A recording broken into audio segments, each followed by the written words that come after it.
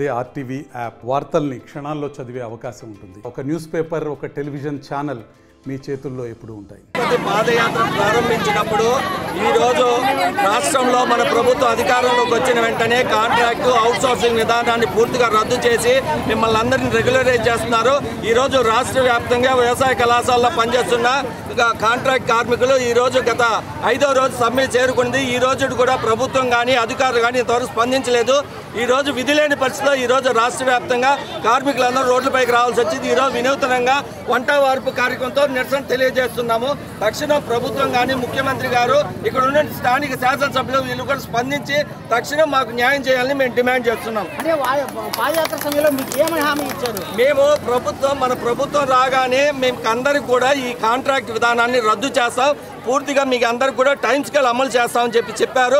ఈ రోజుకి గతంలో 4.5 సంవత్సరం పూర్తి అయిపోయింది. కేవలం 2 నెలలు మాత్రమే ఈ ప్రభుత్వానికి సమయం ఉంది. అయినా ఇప్పటికే కూడా కనీసం మా ప్రభుత్వం స్పందించలేదని చెప్పి ఈ సందర్భంగా తెలియజేస్తున్నాం. ఆందోళన కార్యక్రమం కొనసాగిస్తున్న క్రమంలోనే తమ విధులను పరిష్కరిస్తూ నిరసన కార్యక్రమం చేపడుతున్నారు. ఈ రోజు వంట వార్పు కార్యక్రమం చేపట్టారు. ఇవాళ ఆందోళన కార్యక్రమం మేము ఇక్కడ ఈ ఆందోళన ఎందుకు చేస్తున్నాము అంటే మాకు జీతాలు పెరగటం లేదు, సమాన పని సమాన వేతనం ఇవ్వలేదు, మాకు ప్రమాద బీమా ఇవ్వలేదు, ఐడెంటిటీ కార్డులు ఇవ్వలేదు, ఈఎస్సీ ఈఎఫ్ఎఫ్ ప్రాబ్లమ్స్ ఉన్నాయి, జాతీయ సెలవులు అడిగాము అది ఇవ్వలేదు, 1 నుండి 1 వరకు మాకు జీతాలు ఇవ్వాలి అని కోరాము అది ఇవ్వలేదు. మేము ఈరోజు వంట వార్పు పెట్టుకున్నాము, రోడ్ల మీద కూర్చొని తినాల్సి వచ్చిందన్న. మేము మా పరిస్థితి ఆడవాళ్ళు మిమ్మల్ని నమ్మిన దానికి మేము రోడ్డు మీద కూర్చొని తింటున్నాము అంటే మీరు దర్జాగా ఫ్యాన్ల కింద ఏసీల కింద కూర్చొని పెత్తనం చలాయిస్తున్నారన్న. అది కాదన్నా, మీ పైన మాకు ఏ దేశం లేదు, ఏ దేశం లేదని మేము మనస్ఫూర్తిగా చెప్తున్నాము. అంతేకాకుండా అన్న మీరు రోడ్డు మీద ఒక ఆడబెట్టి వచ్చి అన్నం తింటానంటే నేను మాట్లాడితే ఒకటే కాదన్నా. స్టేట్ వైజ్ ఉన్నారు, స్టేట్ వైజ్ మా ఒక స్టేషన్లోనే 400 మంది ఉన్నారు. మా తిరుపతి అగ్రికల్చర్ కాలేజ్ అన్నా ఇక్కడే 400 మంది ఉన్నాము, స్టేట్ వైజ్ ఉన్నామన్నా.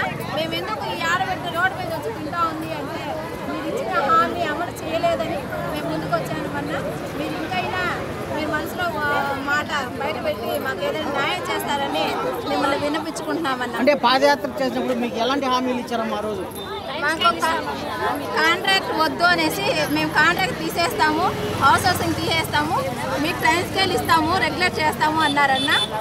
ఈ టైం స్కేలు చేయలేదు, రెగ్యులరు చేయలేదన్న. హౌస్ హౌసింగ్ అన్న రికమెండేషన్ ఉంటే ఆఫీస్ లోపల ఫ్యాన్ల కింద కూర్చోగలం, లేని వాళ్ళు మేము ఫీల్డ్ వర్కే చేసుకుంటున్నామన్నా.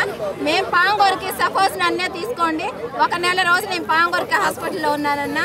ఒక కనీస వేతనం ఒక రోజు మాకు చెల్లించలేదు. నేను ఒంటరి మహిళనన్నా, నేనేం భార్య భర్తలు బిడ్డలు ఉండి మేము వెళ్ళలేదన్నా. నేను ఒంటరి మహిళని, నేను ఏ రూపంలో నేను అప్పు చేసుకొని తినాలో మీరే తేల్చుకోండి అన్న. నా అట్టటోళ్ళు ఒంటరి మహిళలు ఎంతోమంది ఉన్నారన్నా. దయచేసి మీరు ఆ ఒంటరి మహిళలే కాదు మిగతా మహిళలకు కూడా మీరు ముందుండి చేస్తారని జగనన్న గారిని కోరుకుంటున్నాను. ఆందోళన కార్యక్రమం కొనసాగిస్తున్న సమయంలోనే తమకు న్యాయం చేసేంత వరకు ఈ ఆందోళన నిర్మించేది లేదు అనేసి పదే హెచ్చరిస్తున్నారు. తమకు న్యాయం చేయకుంటే మాత్రం ఈ ఆందోళన కార్యక్రమం మరింత ఉధృతం చేస్తామని హెచ్చరిస్తున్నారు. వీడియో జర్నలిస్ట్ దేశాభివృద్ధిలో ప్రగతి పథంపై పరుగులు పెట్టిస్తూ విశ్వంలో దేశాన్ని అగ్రగామిగా నిలిపేందుకు అనుక్షణం పరితపిస్తూ 5 శతాబ్దాల మన అయోధ్య రామ మందిరం కల సాకారం చేసిన శ్రీ ప్రధాని నరేంద్ర మోదీ గారి సందేశంతో బీజేపీ విజయ సంకల్ప సభ మీ ముందుకు వస్తుంది. ఫిబ్రవరి 20 మంగళవారం ఉదయం 11 గంటలకి భైంసా, తాండూర్, భువనగిరి, మక్తల్ నుండి యాత్రలు ప్రారంభం. రండి, తరలి రండి లక్షలాదిగా. వికసిత్ భారత్ సంకల్ప సాకారంతో తెలంగాణ భాగస్వామ్యాన్ని పెంచండి. మళ్లీ మోదీ గెలవాలి, మన ప్రధాని కావాలి.